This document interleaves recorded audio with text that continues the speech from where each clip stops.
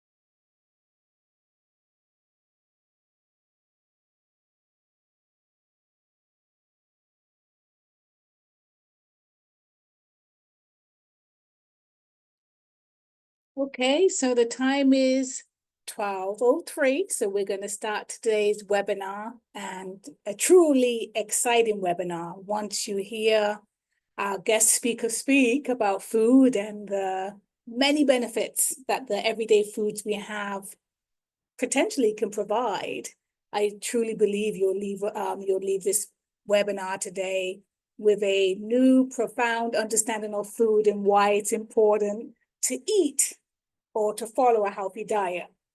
So without further ado, we're going to start. So my name is Brenda, and I'm the Senior Wellness Educator for WorkWell NYC. And I'm going to introduce Tamar. So next slide, please, Tamar, who is a registered dietitian like myself, and she will be the presenter for today's webinar. So she will give you a little bit more information about who she is in a few minutes, but I just want to start off by sharing information about who we are.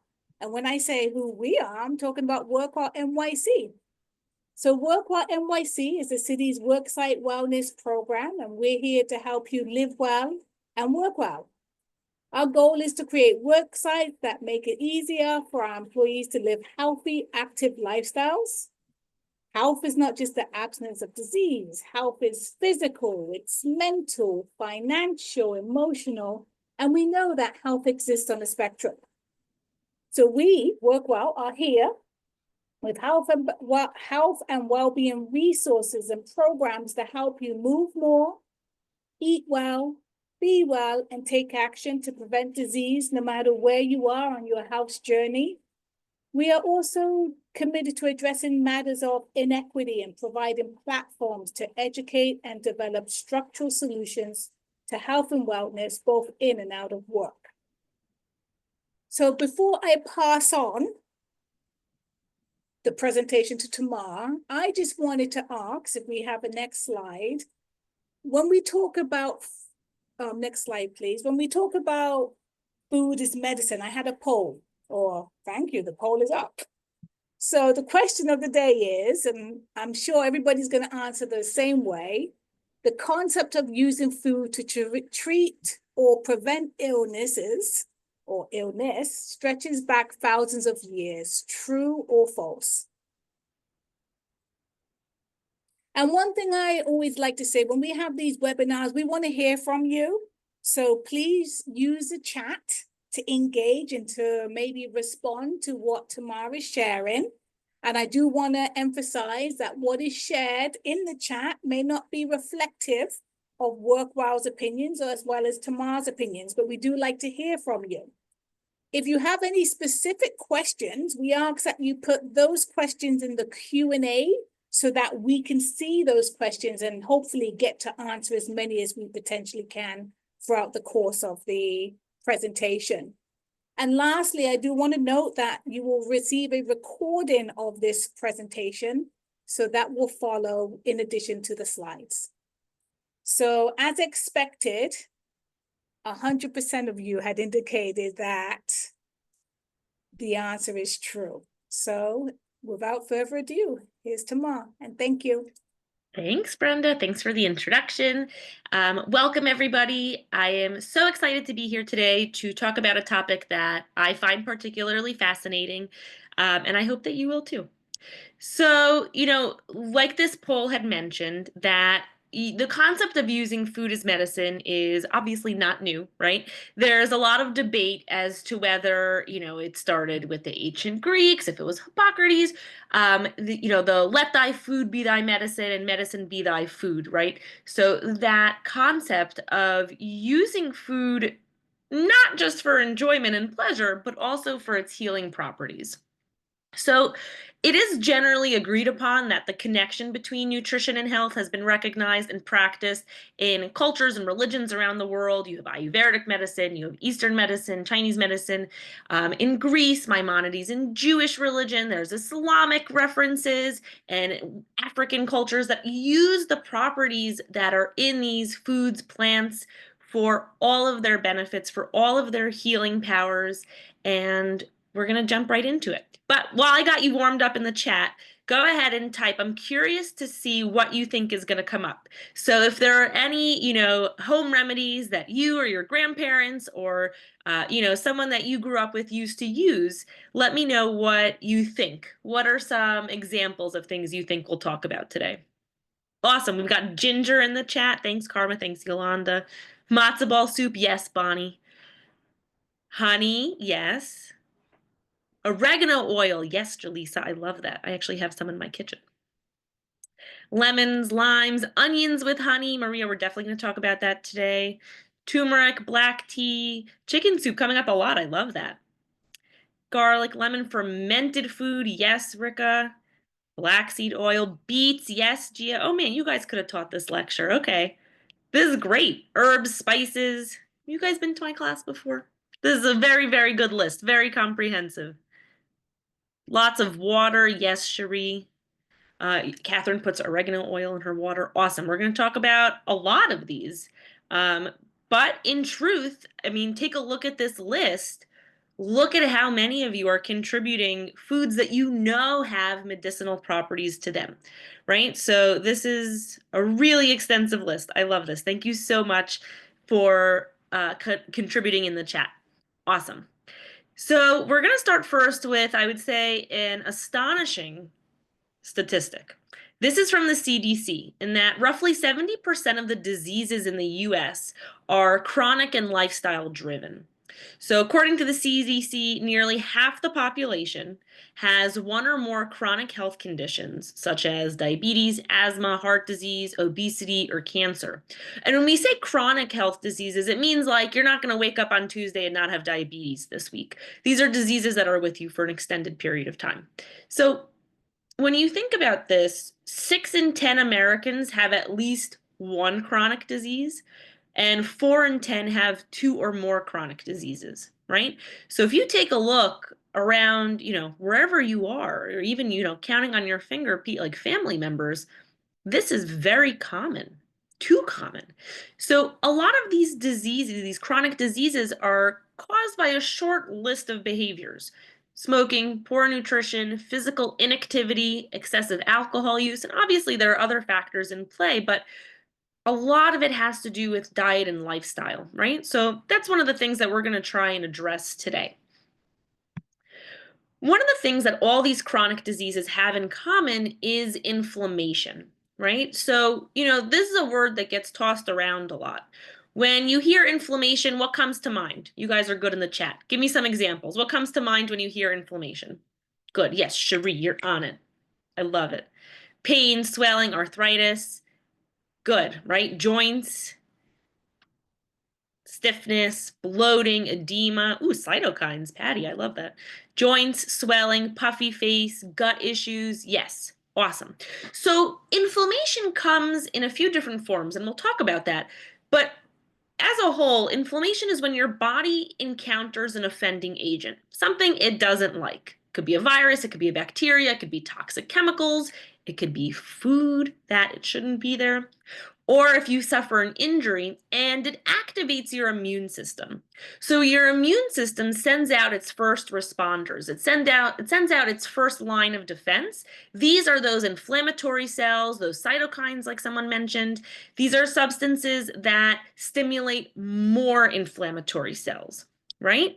So yes, Cherie, you got it. These cells start this inflammatory response to trap bacteria, to trap those pathogens or those foreign bodies, whatever it senses as harmful, and it starts healing that injured tissue.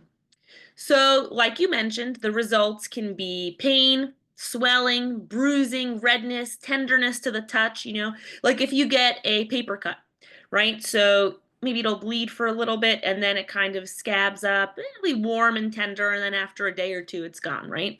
That's what we call acute inflammation. This is how we know that our immune system is actually working and working well, in that it noticed an injury, it sent those cells to go help repair, heal, and kill off any foreign pathogens that might have gotten in from that paper cut. And then after a day or two, totally gone, right? So acute inflammation is actually good in the sense that it's showing us that everything's working the way it's supposed to be. Chronic inflammation, on the other hand, is when your body continues sending out these inflammatory cells even when there is no outside danger. So for example, in rheumatoid arthritis, right, these inflammatory cells and substances will attack joint tissues, and that leads to inflammation, right? So the tissue in between the joints, and it comes and goes, and it can cause severe damage to the joints with pain and deformities. And if you've experienced arthritis, it's incredibly painful. So this inflammation that's always there keeps your immune system running even when it shouldn't be. And the reason that's harmful is because when you actually need your immune system to kick in, it's kind of tired and it's kind of weak by the time it's supposed to actually be where it's supposed to be. So we want to limit inflammation as much as possible. Now, we'll talk about some ways to do that with food, but there are also some other lifestyle contributing factors, like drinking alcohol in excess causes inflammation. Having a high BMI, a body mass index, being overweight or obese, carrying a lot of extra weight, putting that burden on our heart and our joints and our body causes inflammation as well. Exercise at either end of the spectrum. If you exercise way too much and you're not giving your body a chance to repair or a chance to heal, that causes inflammation, right? That's why they always recommend like exercising and resting, exercising and resting. And then the other end of the spectrum is by not exercising at all, right? Physical inactivity to the max also causes inflammation. So again, some lifestyle habits in there that we can definitely be a little bit better about. Chronic stress, right? Definitely causes inflammation. Smoking, yes. Yes, Jeffrey, these are all perfect examples of inflammation, things that can cause chronic inflammation, right? When it shouldn't be. So in terms of food, and we'll talk more about it today, for example, antioxidants, and we'll talk about that in a second, but color, look for the color, right?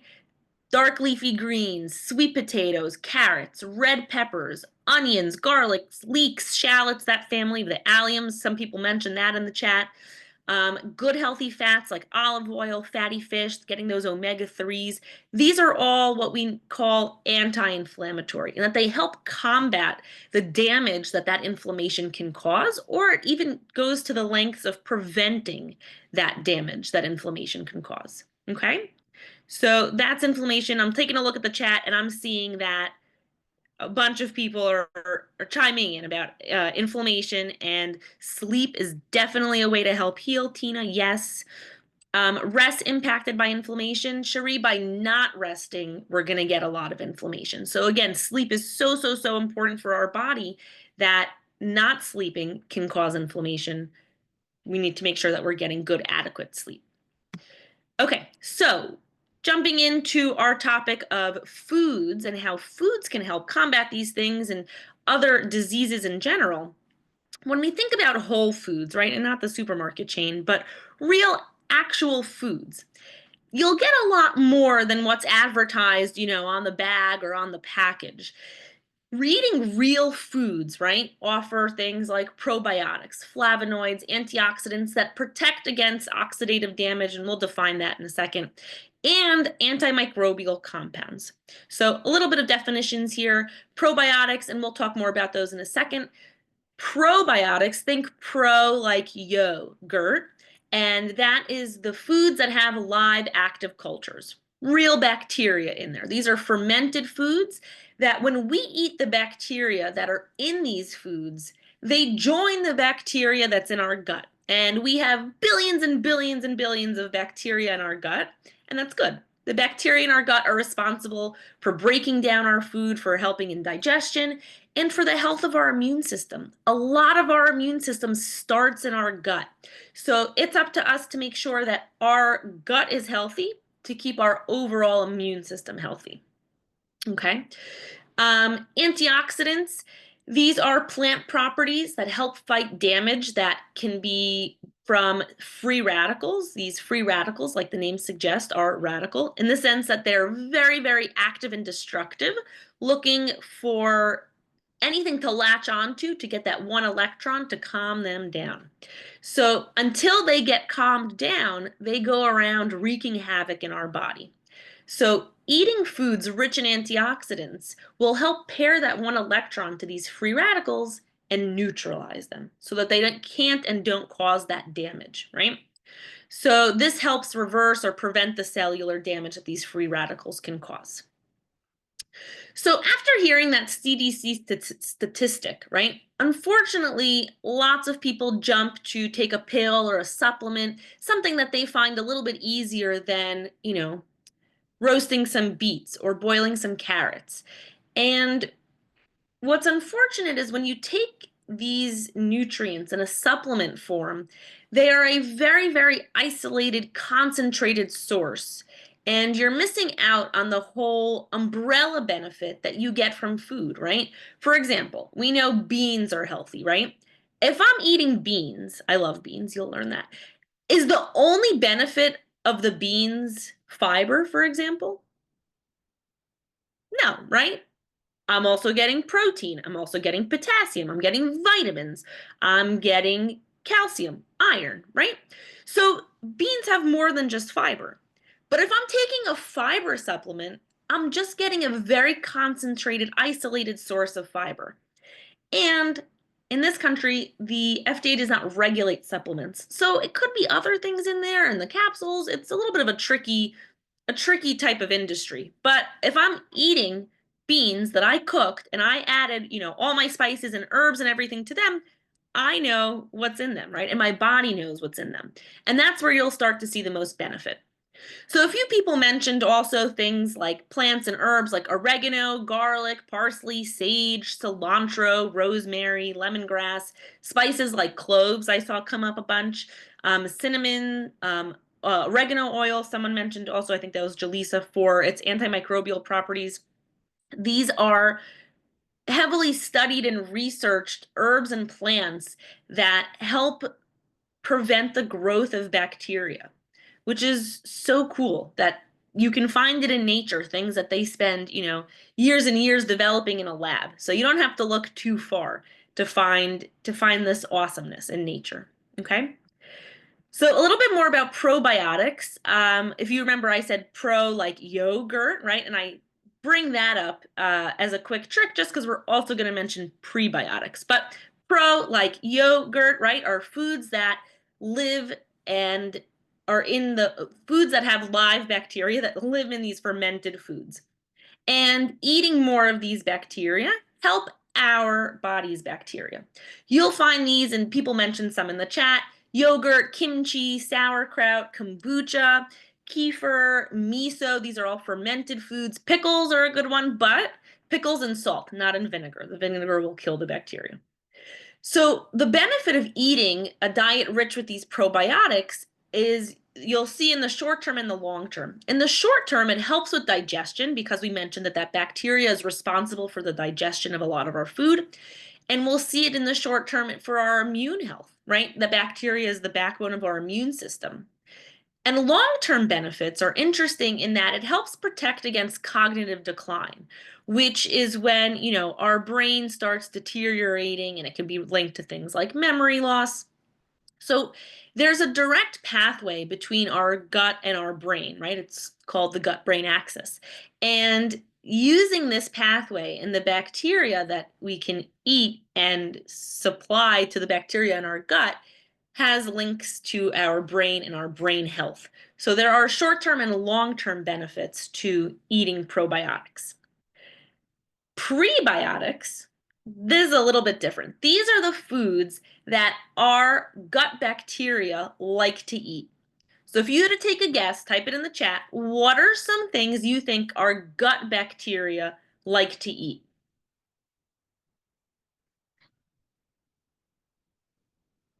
Mushrooms, fruits, chia seeds, garlic, onions. Natasha, sugar, that's you. That's not so much the bacteria. Apples, nuts. Sometimes people say like chocolate or chocolate cake. So good, right? These are all some great examples. Leafy greens, fruits, yes.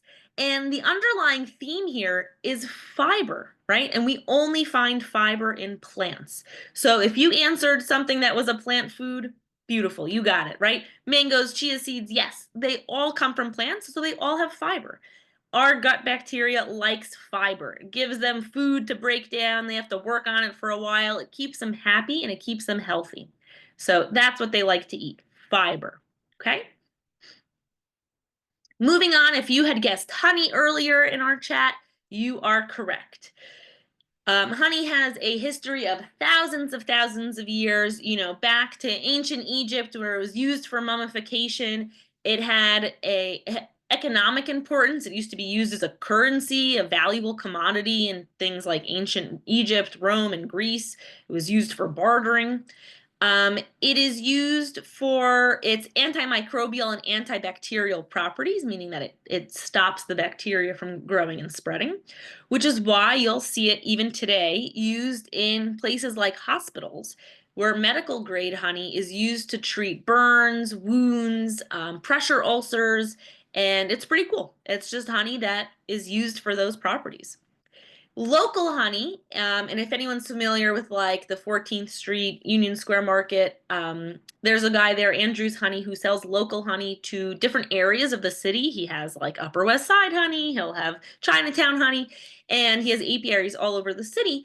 But local honey, because the bees pollinate flowers and plants that are near where you are, there's interesting research about it helping with seasonal allergies. So taking some local honey could help. Buckwheat honey has been heavily researched as a cough suppressant, especially in children, and linked to helping relieve upper respiratory infections. Buckwheat honey is identifiable by its really dark brown color, a little bit harder to find, but super, super helpful. Now, not all honey is created equal. If honey again is one of those industries that unfortunately can be a little bit dirty, but you want to look for raw, unfiltered, unpasteurized honey. It should never have been heated at any point. Manuka honey is an example of honey that comes from New Zealand. It's very expensive. You get like the benefits from, a little bit of the Manuka pollen, but you can still get plenty of benefit from local honey nearby. You don't have to pay so much more for it. There's also a school of thought about onion honey. I think people had commented that in the chat. Onion honey when you're sick because of onion and garlic's antimicrobial properties. A little hard to eat alone, and we'll talk about that in a second, but combining it with honey, you get like a double dose. So it's a great cough suppressant as well. Honey is similar in calories and carbohydrates to molasses. Now remember, it's still an added sugar, so it's something we'd want to use somewhat sparingly. Honey's main sugar is fructose, and fructose is absorbed more slowly into the bloodstream. It's also sweeter than other types of sugars, so you might not necessarily have to use as much to achieve the same level of sweetness. Okay? Next, we have ginger. And ginger is rich in 6-gingerol, the antioxidant that's responsible for reducing nausea, symptoms of vertigo, improving gastric motility. Gastric motility is the passing of food through our body from the coordinated movements, like the relaxing and contracting of our gastrointestinal system, and the secretion of gastric juices that help break food down. And the ginger also helps in digestion by breaking down gas more effectively. So helpful if you notice that you have these types of symptoms. Also helpful in suppressing muscle spasms, and that could be because it's rich in magnesium and potassium, and those are usually helpful for muscle spasms or cramps. Do you have to eat ginger or just add it to the tea? You could add it to the tea. You could grate it also so that you'll get like little bits of the pulp in there. It helps with nausea and vomiting, and that's an example of like where you could make ginger tea. If you take a look at the slide, this is like sliced ginger, and you'll get the benefit from it being steeped in the water and drinking the water. Anti-inflammatory and an antioxidant as well. So it's, loaded with nutrients and these bioactive compounds that have powerful benefits for our body and our brain. So ginger is a great one.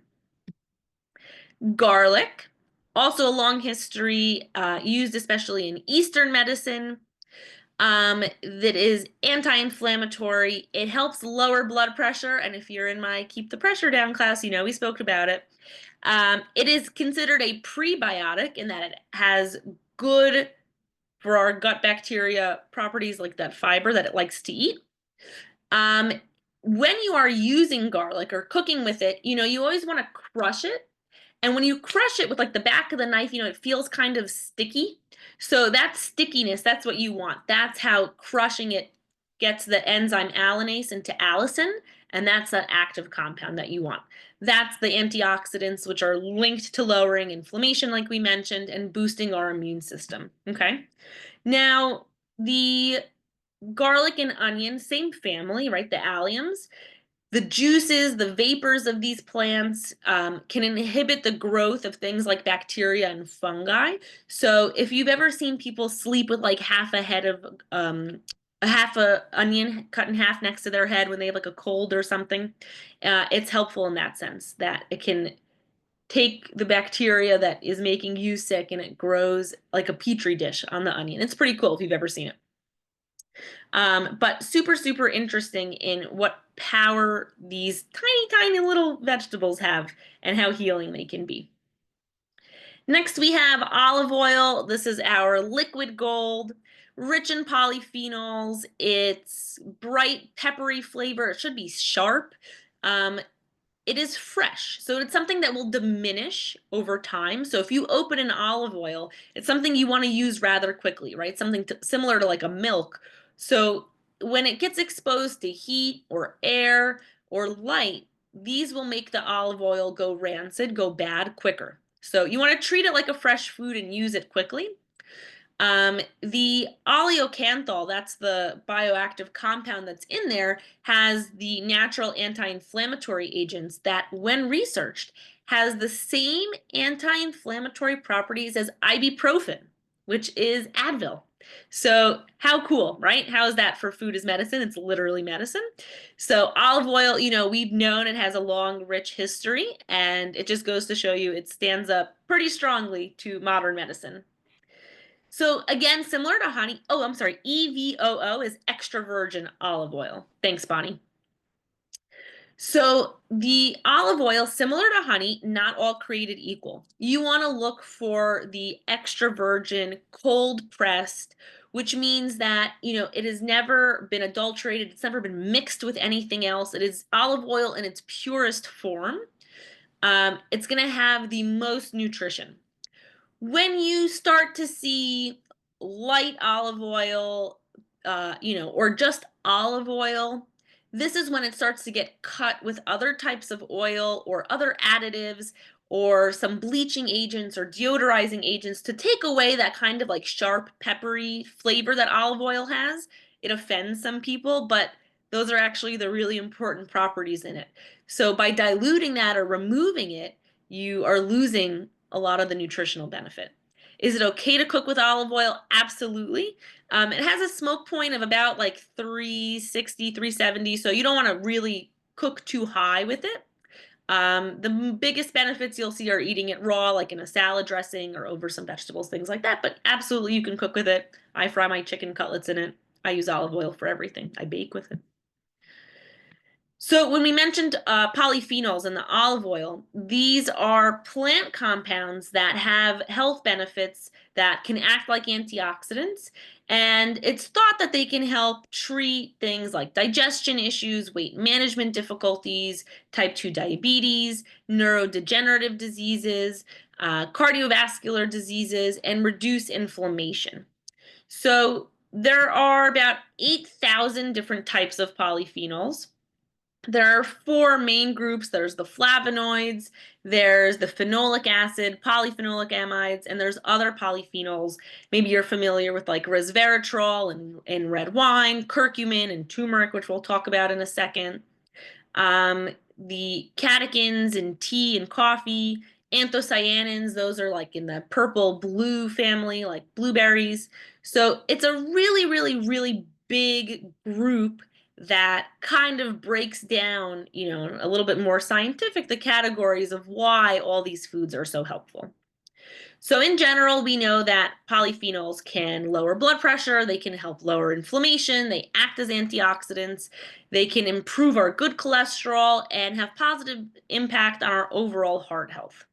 Now, when you take a look at this tiny list compared, it's a very, very extensive list, but some of the things we mentioned before, right?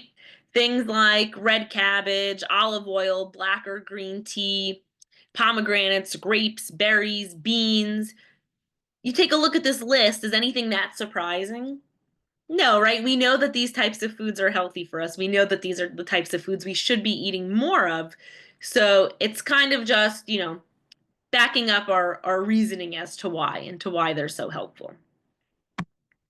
A few people had suggested turmeric in the chat, which was so great to see. And the active component in turmeric is called curcumin. And another example of something that you can easily find at any supplement store, but you can also just get it from your turmeric spice, your powder. You could buy it fresh. This is what it looks like fresh. If you're not familiar, it's like a little bit like a nub. It looks similar to ginger, just smaller. Identifiable by its bright, beautiful marigold color. The curcumin is absorbed a little poorly in our body, so it always goes hand in hand or try with black pepper. That helps to increase the amount of curcumin that can be absorbed. And it requires fat to be able to be absorbed. It's fat soluble, so best for something with like avocado or olive oil to best absorb it. Turmeric is good to help ease arthritis pain. Recently, my mom has been using turmeric to help with sunspots on her hands. In Ayurvedic applications, it's used to purify blood and to remedy skin conditions. It's very, very powerful as an anti-inflammatory. When I was pregnant, I had arthritis in my finger, and I used to make a paste out of garlic and turmeric together, and I would put that on my finger. Curcumin also, interestingly, when we talk about the neurodegenerative diseases like our brain deteriorating, curcumin may boost levels of the brain hormone BDNF, the brain-derived neurotrophic factor, which increases the growth of new neurons. And that's really interesting because for a long time we didn't think you could generate new neurons. So really promising in that sense. The turmeric plant is native to Southeast Asia, and you can use it as turmeric. You can use it, its medicinal sense, fresh, ground. You could use it dried, and it will be super helpful. It has like a slight earthiness to, and it's a beautiful yellow color. So it could be something as simple as using it in rice, adding a little bit of black pepper and a little bit of olive oil and make yellow rice, something like that. You can put the powder in water, absolutely. Tea, Denise, yeah. However you like. I put some in my chicken soup too to make it nice and yellow. Beets, again, first of all, I think one of the most underrated vegetables. But beets are so, so, so awesome in that they have a lot of health properties, especially relating to our heart. They help lower blood pressure. Beets are a rich source of nitrates, and in our body, when we eat nitrates, we convert them into nitric oxide, which is called a vasodilator. So, our veins and our arteries with high blood pressure could get really rigid, and the vasodilator helps relax them. And when our blood vessels are relaxed, it allows for more blood flow. So it ultimately increases blood flow, lowering our blood pressure, right? And reduces platelet aggregation. So super helpful for our heart health. They are also rich in fiber, and we'll talk about fiber on the next slide, but when we eat fiber, it swells and absorbs the water that's in our gut, and it turns sticky. And one of the things that gets stuck to it is extra cholesterol. So instead of that cholesterol going around our body and getting deposited in places it shouldn't be, the fiber attracts the cholesterol, and we know fiber's biggest claim to fame helps us go to the bathroom, pulls with it all that extra cholesterol on the way out. So beets are a natural laxative, they're rich in fiber, so they can help lower our cholesterol, they help with constipation, they help promote bowel movements. That rich purple color, the anthocyanins that we were talking about that are rich in betalains, they also taste sweet, but they are considered a non-starchy vegetable. So for type 2 diabetes and for not, these are, a free vegetable essentially. If you have calcium oxalate kidney stones, they are high in oxalates. So just something to be mindful of. Beets actually have more potassium than a banana. They have folate, they have iron, they have manganese, magnesium. So they're helpful for lowering our blood pressure and our heart health also because they're a rich source of potassium. Seeing a lot in the chat. Okay, seems like a lot of people like beets. I'm so glad to hear that. If you don't like beets, I recommend trying a different method of preparation. Maybe you'll like them better roasted. You can eat them raw. You can grate them raw. You can steam them. You can boil them. That's how I eat them. So definitely try a different type of method of preparation. Next, we have fiber. We mentioned fiber briefly in that fiber only comes from plants. And we know that people who eat more fiber, who eat more plants, tend to have less constipation, less colorectal cancer, less GI diseases, because it helps us go to the bathroom. It helps us eliminate, it helps our body get rid of waste that it's trying to. It helps lower cholesterol, like I just mentioned, by swelling and absorbing that water that's in our gut and turning into that sticky kind of viscous gel, and the extra cholesterol gets stuck to it. Fiber is a prebiotic. It's the food for our gut bacteria, if you remember we spoke about that. And fiber, especially for type 2 diabetes, is that it digests and breaks down very, very slowly in our body. So the energy gets released into our bloodstream very slowly and very steadily. So very important in managing our blood sugar levels. Like Cherie mentioned, fiber only works on one condition.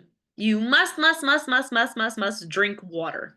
A lot of water, maybe more water than you're used to drinking, because eating all this fiber and not drinking enough water is going to cause the opposite. You'll get constipated and bloated and gassy. And, these are some of the reasons people complain about, oh, I can't eat beans, I can't eat cabbage, it makes me too gassy. And it's from not drinking enough water or from not eating enough fiber consistently that when you do eat all of a sudden a bean soup, you feel like that big bloat.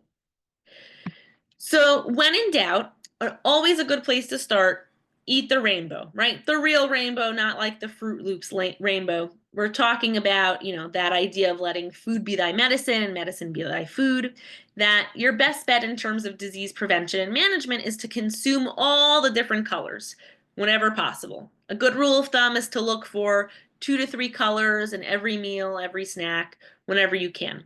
The benefits of them, as we just mentioned, are endless and so delicious, and they can really, really help contribute to a much healthier overall lifestyle. So with that, it is time for our questions. I will take a look at the Q&A, or if you had questions in the chat. Beets are not good for kidney stones. If you have a certain type of kidney stone, there are a few different types. Beets are high in oxalates. That's the only downside. What is the best way to consume beets for maximum absorption? Just eating them. Shane, you just eat them. Is it helpful to have dried beets than fresh or juice? So you'll get the most benefit from eating the whole beet, not dried and not juice, and that you'll also get the fiber from them. So, and that goes for anything. When it's juiced, you know, you're really throwing away the pulp and the crux of the vegetable. So it's always better to eat the whole food first. Beets good in a smoothie or in a juice. If you can get them into a smoothie, you just need a really high power blender because they're kind of tough. Laura, you can steam the beets. Steaming is a method of preparation that it doesn't come into contact with the water, so the nutrients, the water-soluble vitamins, won't go leaching into the water. So you can definitely steam them to help preserve them as much as possible. Roasting is also a good option. Do you have a recipe for ginger and garlic drinks that taste healthy? You can take a look at this, Rosita. This is like ginger tea. You could take, you know, some lemon, some ginger slices. This has star anise. There's some cardamom pods, some cinnamon sticks. You can play around with it, whatever flavors you like. The presentation will be shared. It will be emailed. The recording will be emailed. Borscht for beets, Marcella. Yes, awesome.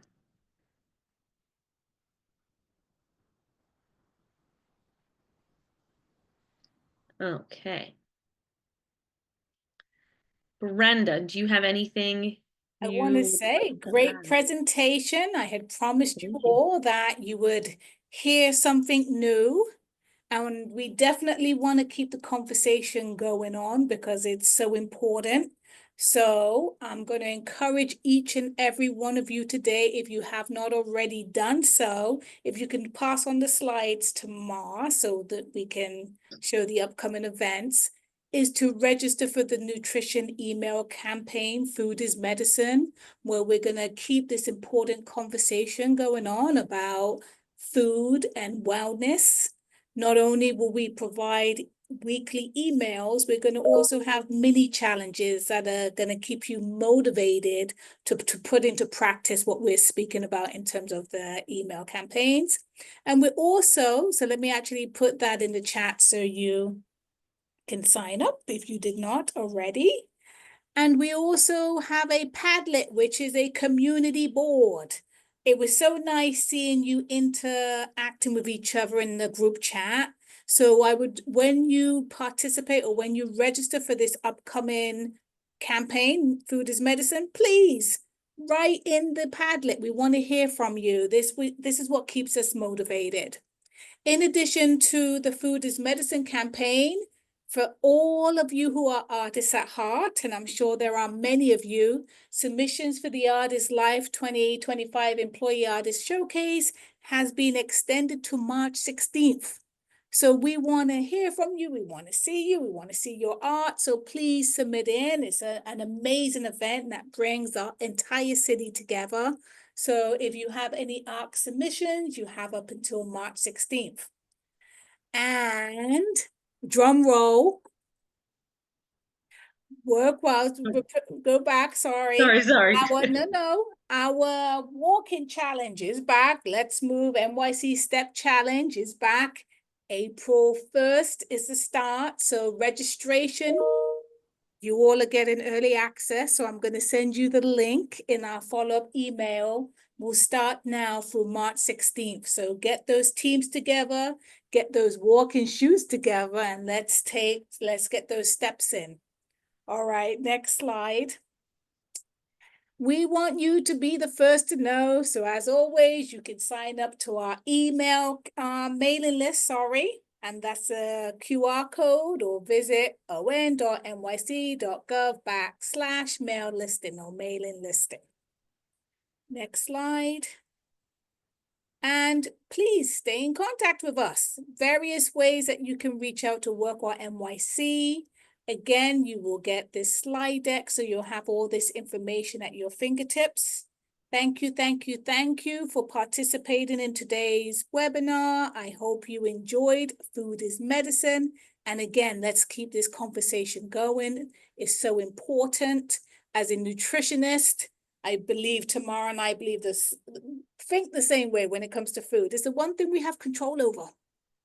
It's the one thing we have control over. So we always encourage people to take that control. So let's sit down together. Let's keep this conversation up about food as medicine. And we're excited to have you all join the campaign. Thank you.